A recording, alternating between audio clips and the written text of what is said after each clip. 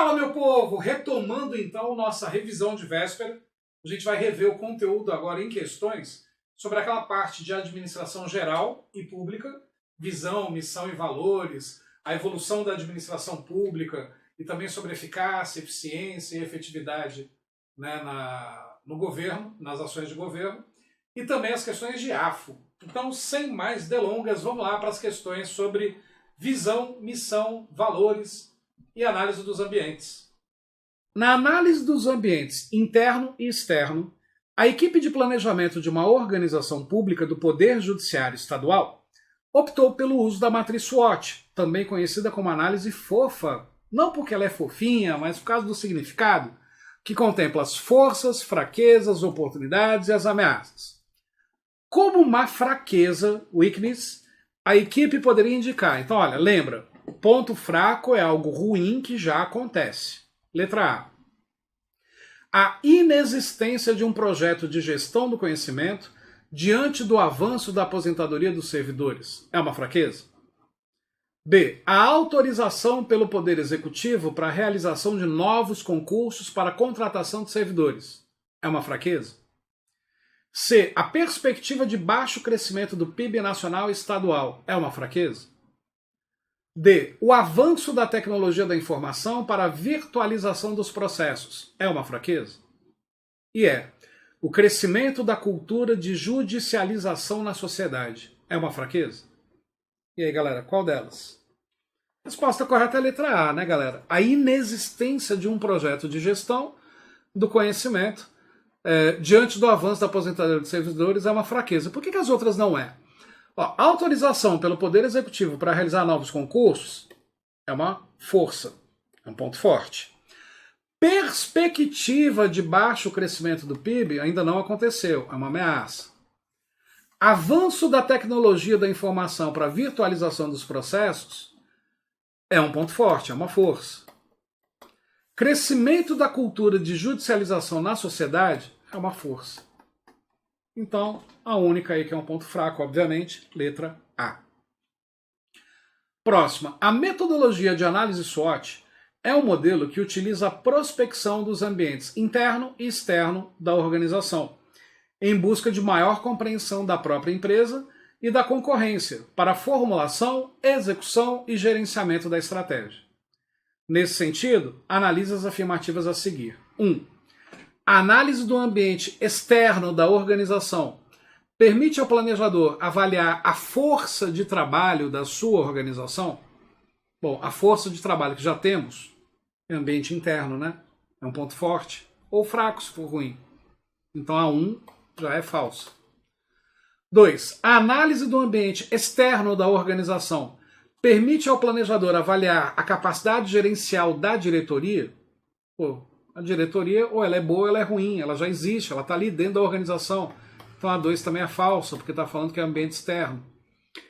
3. A análise do ambiente externo da organização permite ao planejador avaliar a influência da legislação no seu negócio?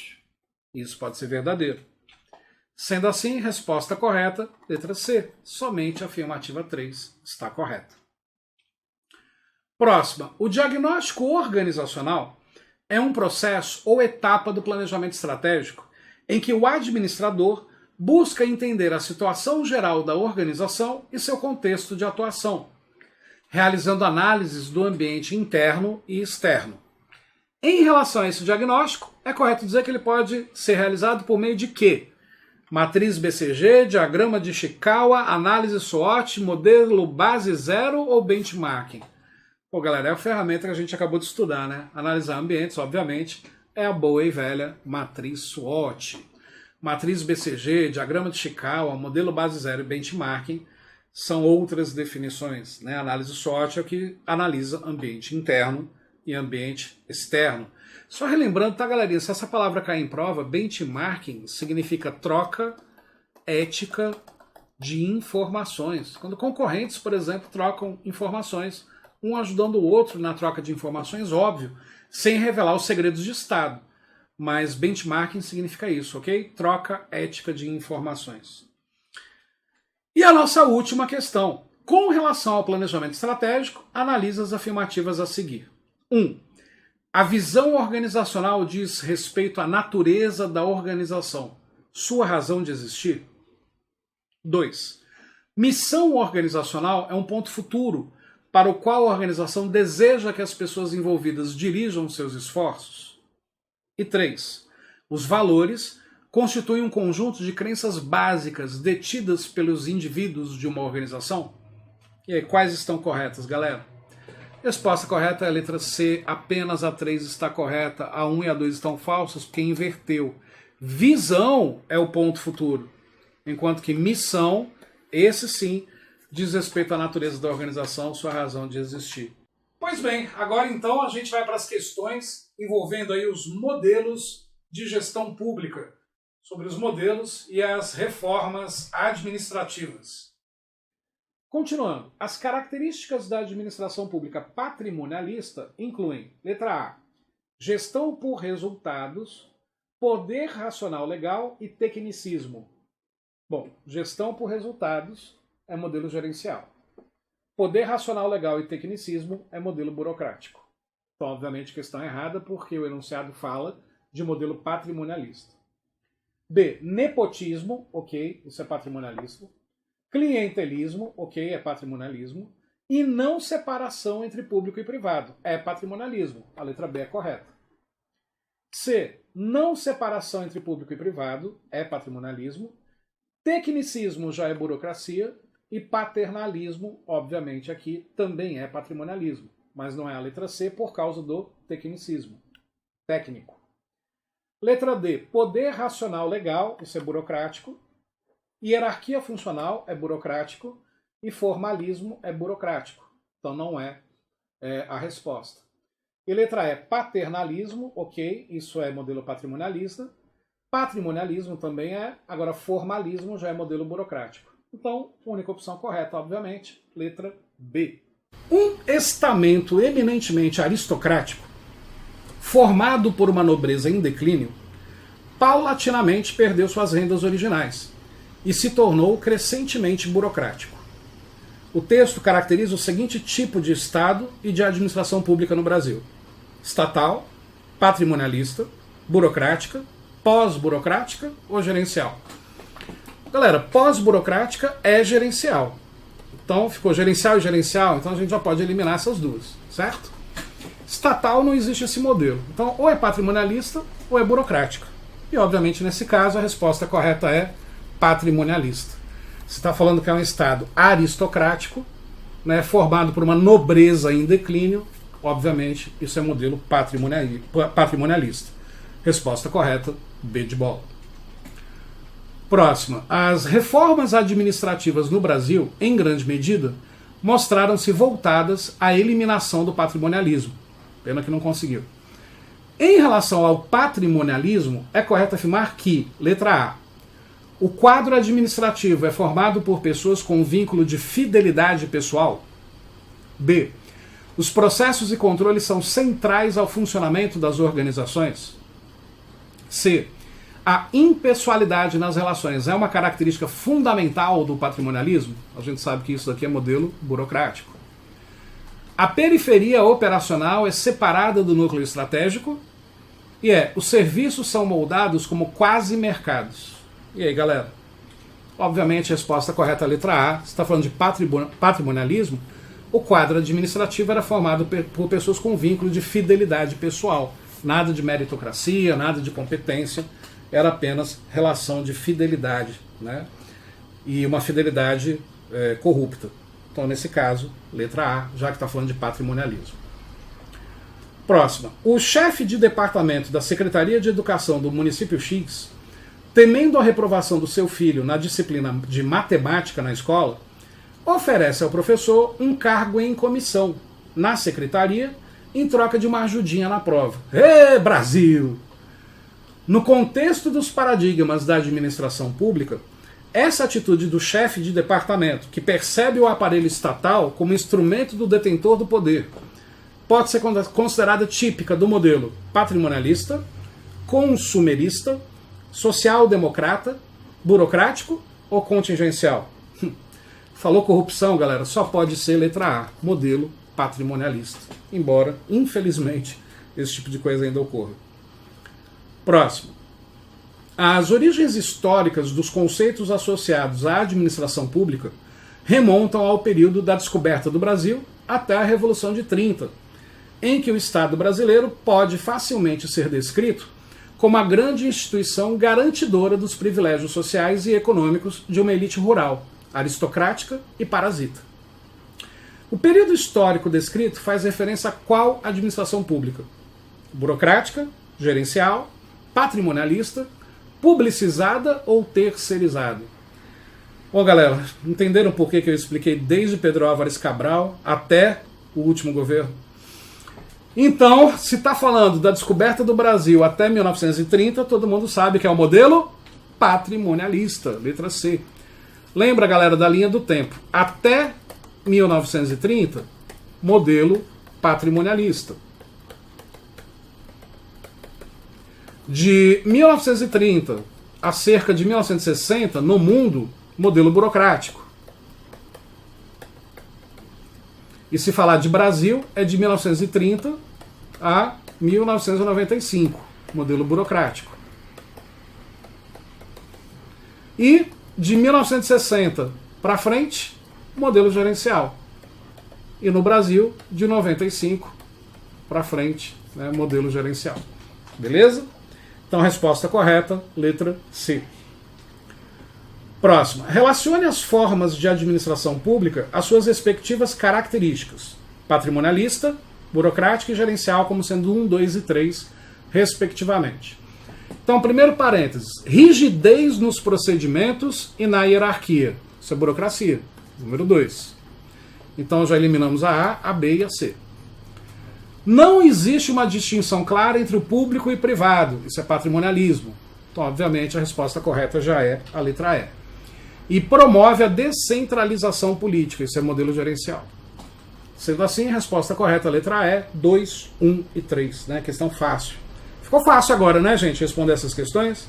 Essas aí de múltipla escolha são da FGV. Vamos lá. As transformações recentes na administração pública no mundo vêm apontando para a retomada, em alguns contextos, de uma orientação neo-weberiana. O que seria neo-weberiana? Uma nova burocracia surgindo. Em contraposição ao modelo gerencial pós-burocrático, que era puramente gerencial. O avanço do neo-weberianismo encontra sustentação em aspectos relacionados ao fato de, letra A, buscar a responsabilidade dos dirigentes pelo cumprimento de resultados previstos em contratos de gestão previamente pactuados. B, primar pelos valores da descentralização, da liberdade de decisão e da desregulação em busca de formas de atuação em rede de organizações. C, colocar foco em centralização, coordenação e controle pela administração e pelo poder político, sendo a autoridade baseada em competência e profissionalismo. D, avançar o desenvolvimento do controle social como forma de garantir o cumprimento dos resultados públicos. E letra E, garantir a autonomia de estruturas flexíveis por meio da atuação integrada de organizações da sociedade civil, cooperativas e empresas. E aí, galera? Resposta correta aqui nesse caso, letra C. Colocar foco em centralização, coordenação e controle pela administração e pelo poder político, sendo a autoridade baseada em competência e profissionalismo. Continuando. A respeito da administração pública, é correto afirmar que, letra A, no plano administrativo, a administração pública burocrática surgiu junto com o Estado liberal, como uma forma de defender a coisa pública contra o patrimonialismo. Hein? B, a regra geral para a atuação do Estado na prestação de serviços públicos no Brasil não é a universalização. C, a construção de modelos de parceria entre o setor público e o setor privado é uma inovação do início do século. D, a centralização da administração pública foi um modelo desenvolvido na reforma administrativa estabelecida pelo Decreto-Lei 200 de 67. A ideia do decreto era descentralizar. E a Constituição Federal de 88 representou um avanço na institucionalização dos critérios da administração pública gerencial no Brasil. E aí, galera? Qual é correta? Gente, correta é a letra A. Tá? No plano administrativo, a administração burocrática surgiu junto com o Estado liberal, é verdade, como uma forma de defender a coisa pública contra o patrimonialismo. No entanto, o modelo burocrático foi aplicado primeiro e depois veio o liberalismo e o neoliberalismo com o modelo gerencial. Por isso que o modelo gerencial não é averso à burocracia, apenas flexibiliza. A burocracia, o modelo burocrático é apenas um remédio para tentar eliminar a corrupção. E aí vir o pronto restabelecimento do Estado com o modelo gerencial. Então a letra A é correta. A B está errada porque está afirmando que o princípio do Brasil não é a universalização, e o serviço público é para todos. A C está errada porque está falando que a construção dos modelos de parceria entre setor público e privado é uma inovação do início do século, e não do início do século XX, tá? D, a centralização da administração pública foi um modelo desenvolvido no Decreto-Lei 200, não, é descentralização, criando a administração indireta. E a letra E está errada porque está afirmando que a Constituição de 88 foi um avanço para a administração pública gerencial no Brasil, e na realidade ela representa um retrocesso, em função do excesso da burocracia, embora necessário, conforme eu já expliquei. 48. Segundo a teoria burocrática, idealizada por Max Weber, as empresas seguem normas e regulamentos, escritos e pré-estabelecidos para o seu funcionamento. Assinale a opção que apresenta somente princípios da teoria burocrática. Letra A. Impessoalidade, hierarquia, autoridade e separação de domínios público e privado. B. Moralidade, publicidade, padronização e formalização. C. Profissionalismo, unidade de direção, centralização e equidade. D. Integridade, hierarquia, autoridade e eficiência. E a letra E. Planejamento, organização, execução e comando. E aí, galera? Qual dessas opções tem somente princípios da teoria da burocracia? É a letra A. Impessoalidade, hierarquia, autoridade e a separação da coisa pública e da coisa privada. Uai, Wendel, mas as outras também. Não, galera. Moralidade, publicidade, padronização e formalização também existe no modelo gerencial. Profissionalismo, unidade de direção, centralização e equidade, bom, centralização tudo bem, é só burocrático. Mas unidade de direção talvez, mas profissionalismo e equidade também existe no modelo gerencial. A letra D também tem características que também existem no modelo gerencial, assim como a letra E. Então, aquela que a gente tem características que são somente princípios da teoria da burocracia, princípios, é o que está na letra A, beleza? Então, impessoalidade, hierarquia, autoridade, separação da coisa pública e privada. Pelo próprio Max Weber, no livro Teoria da Burocracia. Percebe que o enunciado fala, segundo a teoria burocrática idealizada por Max Weber. Os outros itens até são características burocráticas também, alguns deles, a sua maioria, mas não colocados lá na teoria da burocracia do Max Weber, mas sim como uma consequência da evolução da burocracia implementada no modelo de governo. Dando continuidade, então, agora a gente vai ver questões sobre eficácia e efetividade e avaliação e mensuração do desempenho governamental. Vamos lá, então? Partiu para as questões? Questão. A eficiência e a necessidade de reduzir custos e aumentar a qualidade dos serviços públicos, tendo o cidadão como beneficiário, são características próprias da administração pública, patrimonialista, gerencial, burocrática, organizacional ou oligárquica. Ué, Wendel, mas o que essa questão tem a ver com a matéria? Ó, aqui, ó, eficiência na gestão pública agora. O que é eficiência na gestão pública? É reduzir custos do governo. É aumentar a qualidade dos serviços públicos. Fazer mais com menos. Isso é característica da gestão pública patrimonialista que superexplorava a população? Óbvio que não. Oligárquica, que é daquela época patrimonialista? Óbvio que não. A administração pública organizacional, isso nem existe. A administração pública burocrática, aquela dos anos 30 aos anos 60, em que priorizavam-se leis, né, normas, regras, procedimentos, frieza. No entanto, claro, combate à corrupção ainda não era o foco. Obviamente, isso é foco da administração pública gerencial, que é o modelo atual de gestão pública mundial. Outra, é incorreto afirmar que a eficiência preocupa-se em atingir objetivos. B. Busca a melhor relação entre custos e benefícios. C. Preocupa-se com os meios. D. Busca salvaguardar recursos. Ou é uma medida normativa de utilização dos recursos? O que está incorreto sobre eficiência aí, galera?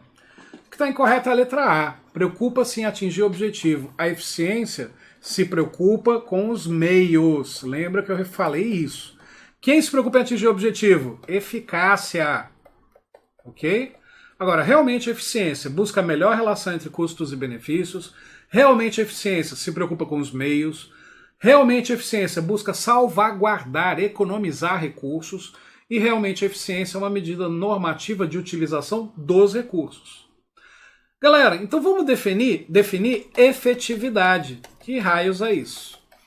Então olha só, a gente é efetivo quando somos eficazes, quando realizamos o objetivo, somado com a eficiência, quando aproveitamos melhor o recurso e quando geramos resultados positivos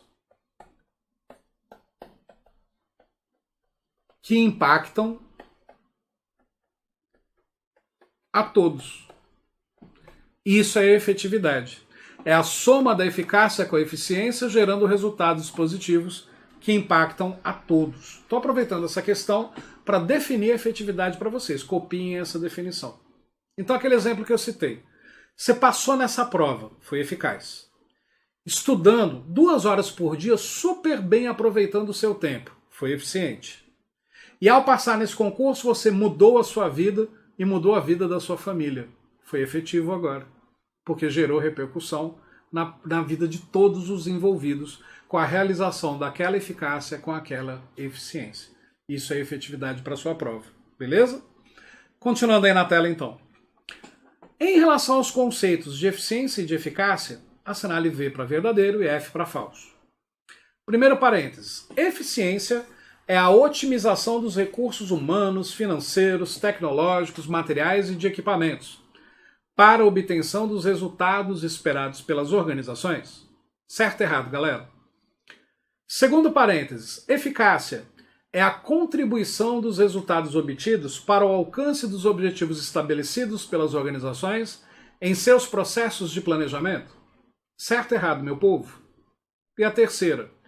A eficiência é uma medida de rendimento global das organizações. E a eficácia é uma medida individual dos componentes das organizações. Assim, a eficácia olha para o futuro, enquanto que a eficiência se volta para o presente. Certo ou errado, meu povo? Bom, gabarito dessa questão é a letra B. Verdadeiro, verdadeiro e falso. Por que a última é falsa? Porque está atrelando que a eficácia é algo individual, enquanto a eficiência olha para o futuro. Que a eficácia olha para o futuro e a eficiência para o presente. Sendo que aqui é invertido. A eficácia é atingir o resultado, isso é presente. A eficiência é sabermos se isso economizou, se gerou economia no final das contas, isso é futuro. Além dessa inversão, está afirmando que a eficiência é rendimento global e a eficácia é uma medida individual. Não. Tanto a eficácia quanto a eficiência podem ser atingidos individual e globalmente, coletivamente. E as outras duas estão corretas. Eficiência é a melhor otimização dos recursos para a obtenção dos resultados. Você vai ser eficiente à toa? Óbvio que você tem um objetivo em ser eficiente. E eficácia é a contribuição dos resultados obtidos para alcançar os objetivos estabelecidos. Bater a meta, por exemplo, é eficácia, é realizar aquilo que você é esperado. Então as duas primeiras são verdadeiras, a terceira é falsa. VVF, letra B. Próximo. A administração procura alcançar os objetivos organizacionais e o administrador deve utilizar todos os recursos no sentido de obter eficiência e eficácia. Com relação ao conceito de eficácia, assinale a afirmativa correta. Seria fazer corretamente as coisas, estar preocupado com os meios, utilizar métodos de trabalho, atingir resultados e metas ou ter um custo mínimo de materiais de trabalho. E aí, galera, se você entendeu bem o conceito, você vai responder, obviamente, que é a letra D. Eficácia é atingir resultados e metas. Fazer corretamente as coisas tem a ver com o meio, e o meio, a forma que é feita, é eficiência. Estar preocupados com os meios, eficiência. Utilizar métodos de trabalho também é meio, eficiência. Ter custo mínimo de materiais e trabalho é o melhor aproveitamento dos recursos, também é eficiência. Então o único aí que está falando apenas do resultado, letra D, atingir resultados e metas, eficácia. Questão 14. Em relação às distinções entre eficiência e eficácia, assinale V para verdadeiro e F para falso. Cuidado com essa questão, galera. Essa é da FGV, hein? Vamos lá. Ser eficiente é entregar o que é pedido dentro do prazo solicitado? Bom, lembra que eficiência é o melhor aproveitamento dos recursos. Se eu entreguei dentro do prazo, é porque eu aproveitei bem o tempo. Verdadeiro. Ser eficaz é entregar, mesmo fora do prazo estipulado, o que foi pedido. E aí, galera, lembra que eficácia é atingir o objetivo. Se o objetivo é a entrega, mesmo que seja fora do prazo, mas eu entreguei, então eu fui eficaz, só não fui eficiente. Verdadeiro também. E a última, ter foco na eficácia é alcançar os objetivos sem se preocupar com a forma de como alcançá-los. Perfeito. Eficácia é realizar o objetivo. A forma que a gente conseguiu, a gente vê depois, né? A economia a gente vê depois. Então, obviamente, as três são verdadeiras. Letra E. Eu sei que você deve ter estranhado, mas olha só, não estranhe. Quando eu faço dentro do prazo estipulado, é porque eu consegui aproveitar bem os recursos, isso é eficiência. Se eu faço estourando o prazo, mas faço, é eficácia. E, obviamente, então, a terceira consolida a segunda. Ter foco na eficácia é alcançar os objetivos sem se preocupar com a forma. E realmente é isso. Lembra que eficácia é atingir o resultado, não importa como, ok? Então todas estão verdadeiras, letra E, a nossa resposta. E já emendando então, vamos para as questões de AFO, Administração Financeira e Orçamentária, nessa reta final aí, nesse nosso aulão de véspera, baseado em questões. Vamos lá então? Marque a alternativa incorreta dentre as afirmações relacionadas ao Presidente da República e à Lei Orçamentária Anual. A. A competência do Presidente da República para enviar a Lei Orçamentária Anual pode ser considerada privativa, de acordo com a Constituição Federal? E aí? B. A competência do Presidente da República para enviar a Lei Orçamentária Anual pode ser considerada exclusiva por ser indelegável? C. Os projetos de lei do Plano Plurianual, da Lei de Diretrizes Orçamentárias e da Lei Orçamentária Anual são de iniciativa vinculada? D. A competência do Presidente da República para enviar a Lei Orçamentária Anual pode ser considerada concorrente? E é: se um Presidente da República atentar contra a Lei Orçamentária, estará cometendo crime de responsabilidade? E aí, galera, qual delas está errada? Errada é a letra D. Né? A competência do Presidente da República para enviar a Lei Orçamentária Anual pode ser considerada concorrente. Essa é a opção errada. Vamos lá, questão 2. Sobre o orçamento-programa, é incorreto afirmar que, letra A, o orçamento é o elo de interação entre o planejamento e as funções executivas da organização? B. A ênfase está nos meios, o que se compra, e não nas diretrizes, prioridades, objetivos e metas. C. O controle visa avaliar a eficiência, a eficácia e efetividade das ações governamentais? D. A Lei 4320 de 64 contém determinações para a elaboração da Lei Orçamentária Anual que são típicas do orçamento-programa? E o principal critério de classificação está contido na portaria STN e MOG 42 de 99? E aí, galera, qual delas está incorreta sobre o orçamento-programa? Incorreta é a letra B. A ênfase está nos meios, o que se compra, e não nas diretrizes, prioridades, objetivos e metas. Está errado, porque a ênfase está nas diretrizes, nas prioridades, nos objetivos e nas metas. Então a questão é inverteu. O resto está correto. Continuando. Em relação ao conceito de orçamento público, considere as afirmativas abaixo. 1. O orçamento público é uma lei formal, isto é, ela obriga o poder público a realizar uma despesa autorizada pelo Legislativo. 2. O orçamento público é uma lei temporária, pois tem vigência limitada a 4 anos. 3. O conceito tradicional ou clássico de orçamento público compreende apenas a fixação da despesa e a previsão da receita, sem nenhuma espécie de planejamento das ações de governo. 4. O orçamento público é uma lei especial que possui processo legislativo diferenciado e trata de matéria específica. E 5. O orçamento-programa é um plano de trabalho que estabelece objetivos e metas a serem implementados, bem como a previsão dos custos a ele relacionados. E aí, galera, quais estão corretas? Nesse caso, o que estão corretas são as que estão na letra C. 3, 4 e 5 estão corretas. 1 e 2 estão erradas. A 1, inclusive, vimos em questão anterior. E sobre o orçamento público, não é uma lei temporária. Sobre os princípios orçamentários, é correto afirmar que o princípio, letra A, do orçamento bruto, determina que na lei orçamentária deverá existir equilíbrio entre os montantes totais de receitas e despesas? Esse é o princípio do orçamento bruto ou é o princípio do equilíbrio? B. Princípio da universalidade. Estabelecem que devem constar na lei orçamentária todas as receitas e todas as despesas? C.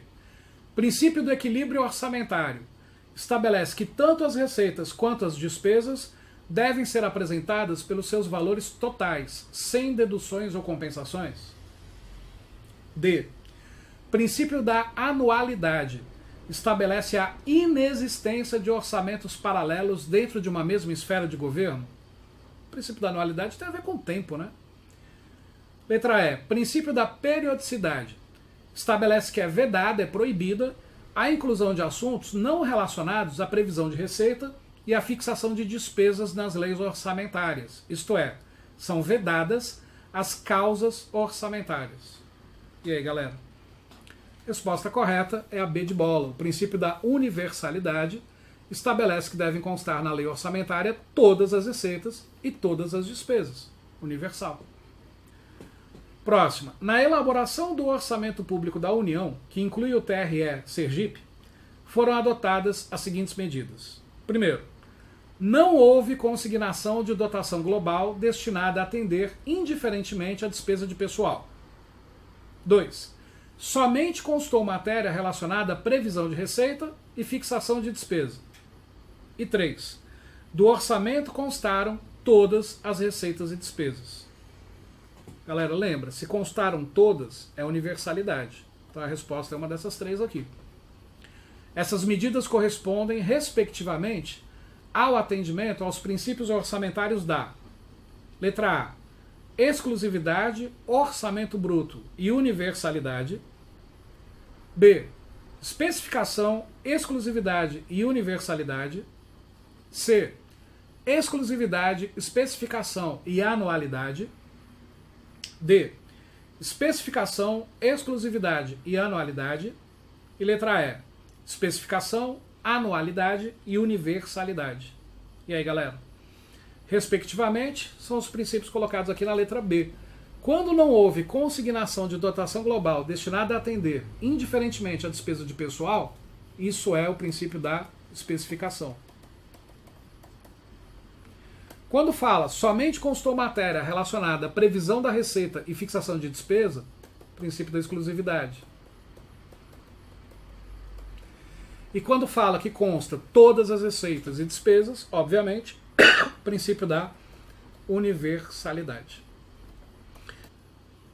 16. Assinale a alternativa correta em relação aos prazos do ciclo orçamentário. Por isso que eu falei nas aulas que a questão dos prazos é importante. Letra A. Atualmente, na esfera federal, o prazo para o envio do plano plurianual do Poder Executivo ao Legislativo está na Lei de Responsabilidade Fiscal? B. O prazo de encaminhamento corresponde à data limite para o Legislativo enviar ao Executivo os projetos dos instrumentos de planejamento. Já o prazo de devolução corresponde à data limite para o Poder Executivo retornar os projetos para sanção? C. O projeto do plano plurianual, para vigência até o final do mandato presidencial subsequente, será encaminhado até 4 meses antes do encerramento do primeiro exercício financeiro e devolvido para sanção até o encerramento da sessão legislativa? D. O projeto de lei Diretrizes Orçamentárias da União será encaminhado até 4 meses antes do encerramento do exercício financeiro e devolvido para sanção até o encerramento da sessão legislativa? E desde que respeitados os prazos do ciclo orçamentário em determinado período do ano, poderá haver 2 LDOs vigendo simultaneamente. E aí, galera, qual que está correta? O que está correta é a letra E. Podem existir 2 LDOs vigendo simultaneamente, mas lembrando que cada LDO corresponde a cada LOA, ou cada LOA corresponde a cada LDO do próprio ano. De acordo com a LDO, Lei de Diretrizes Orçamentárias, é incorreto afirmar: letra A. Compreende as metas e prioridades da administração pública. B. Orienta a elaboração do Plano Plurianual, PPA, e da Lei Orçamentária Anual, LOA. C. Dispõe sobre alterações na legislação tributária. D. Compreende as despesas de capital para o exercício financeiro subsequente. E estabelece as políticas para as agências financeiras oficiais de fomento. E aí, galera, qual que está incorreta de acordo com a LDO? B de bola. Orienta a elaboração do Plano Plurianual, PPA, e da Lei Orçamentária Anual, LOA. A LDO orienta a LOA, mas o Plano Plurianual é que dá diretrizes para que a LDO seja constituída. Inverteu aí a sequência. Então, a incorreta é a B de bola. 20. As metas da administração pública para as despesas relativas aos programas de duração continuada e as disposições sobre alterações na legislação tributária são, respectivamente, conteúdos atinentes. Letra A. Ao Plano Plurianual e à Lei Orçamentária Anual. B. À Lei de Diretrizes Orçamentárias e ao Plano Plurianual. C. Ao Plano Plurianual e à Lei de Diretrizes Orçamentárias. D. A Lei de Diretrizes Orçamentárias e a Lei Orçamentária Anual. E a Lei Orçamentária Anual e a Lei de Diretrizes Orçamentárias. E aí, galera? Se está falando de despesas relativas aos programas de duração continuada e as disposições sobre alterações na legislação tributária, respectivamente, é o que está na letra C. Plano Plurianual e a LDO, Lei de Diretrizes Orçamentárias. Até porque está bem claro aqui, né? Disposições sobre alterações na legislação tributária é a LDO. E, obviamente, as despesas relativas aos programas de duração continuada é o Plano Plurianual. À luz da Constituição Federal, assinale a opção correta quanto às leis orçamentárias. A. Se o Poder Judiciário não encaminhar a proposta orçamentária no prazo previsto na LDO, o Poder Executivo deverá enviar para o Poder Legislativo o projeto da LOA, sem contemplar os recursos destinados a esse poder. B. A LDO deve anteceder a edição da LOA, independentemente da esfera federativa, em virtude do seu caráter anual. C. As eventuais alterações na legislação tributária com impacto na previsão de receita devem ser incorporadas à LOA. D. O objetivo constitucional de construir um programa geoeconômico e social visando a redução das desigualdades regionais deve ser contemplado prioritariamente na LDO. E ao presidente da República é vedado, é proibido o envio de mensagem modificativa dos projetos relativos às leis orçamentárias subsequentes, ao parecer da comissão mista de deputados e senadores. E aí, galera? Quanto às leis orçamentárias, sobre aquilo que está na Constituição, é correto o que afirma a letra B. A LDO deve anteceder a edição da LOA, independentemente da esfera federativa, em virtude do seu caráter anual. Beleza? Do total das receitas correntes arrecadadas pela União em determinado exercício financeiro, 15% referem-se à receita classificada no código 1113 0100. Imposto sobre produtos industrializados. Percebe que, como eu falei nas aulas, não há necessidade de você decorar o significado dos números em relação ao tipo de imposto e à origem. O enunciado sempre vai dar essa informação. O que você tem que saber é o significado de cada número, né, da posição de cada número. Quanto aos níveis de classificação da receita orçamentária, o primeiro e o segundo dígito, 11, representam, respectivamente, a seguinte classificação da receita orçamentária. 11 não, né, gente? 1. Letra A, corrente e rubrica. B, corrente e imposto sobre o patrimônio e a renda. C, tributária e rubrica. D, categoria econômica e espécie. E E, categoria econômica e origem. No caso, resposta correta, letra E. O primeiro dígito é categoria econômica e o segundo dígito é origem, conforme a gente viu nas aulas também. A respeito da receita pública e da sua classificação, assinale a opção correta. Letra A. O recebimento de amortização da dívida pública e o ingresso de recursos financeiros decorrentes de operações de crédito se classificam como receita corrente? B. As contribuições sociais e de melhoria, assim como as multas decorrentes do não pagamento de impostos, classificam-se como receitas tributárias? C. A definição de receita pública originária inclui a caução dada em garantia pelo particular que contrata com o poder público? D. O pagamento pelo consumo de energia elétrica e a taxa de prevenção a incêndio constituem exemplos de receita pública originária e derivada, respectivamente? E é. A receita proveniente da arrecadação tributária dos estados é classificada como originária, por estar diretamente relacionada ao exercício da competência constitucional daqueles entes federativos. E aí, galera? Bom, sobre receita pública e a classificação, a correta é o que está na letra D. Né? O pagamento pelo consumo de energia elétrica é receita pública originária e prevenção a incêndio é derivada.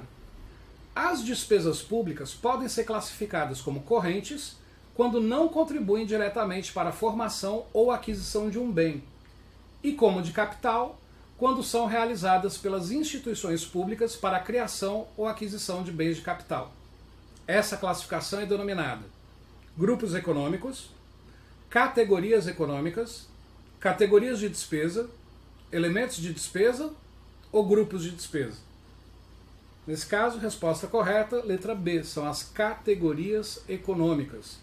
Despesas públicas que podem ser classificadas como correntes quando não contribuem diretamente para a formação ou aquisição de um bem. E como de capital, quando são realizadas pelas instituições públicas para a criação e aquisição de bens de capital, são categorias econômicas. O valor da inscrição de restos a pagar não processados é a diferença entre a despesa A, empenhada e despesa paga, liquidada e despesa paga, empenhada e despesa inscrita em restos a pagar processados, empenhada e despesa liquidada, ou letra E, liquidada e despesa empenhada não paga. Se a gente está falando do valor da inscrição de restos a pagar não processados, é a diferença entre a despesa empenhada e a despesa liquidada. Próximo. De acordo com a Lei Federal 4320 de 64, classificam-se como despesas de exercícios anteriores, dentre elas, letra A, despesas processadas em época própria, mas não pagas dentro do exercício por insuficiência de caixa. B, despesas empenhadas no exercício e liquidadas no exercício subsequente. C, despesas não realizadas no exercício por insuficiência de crédito orçamentário. D, compromissos reconhecidos após o encerramento do exercício correspondente. Ou é restos a pagar cancelado pela não concretização da despesa.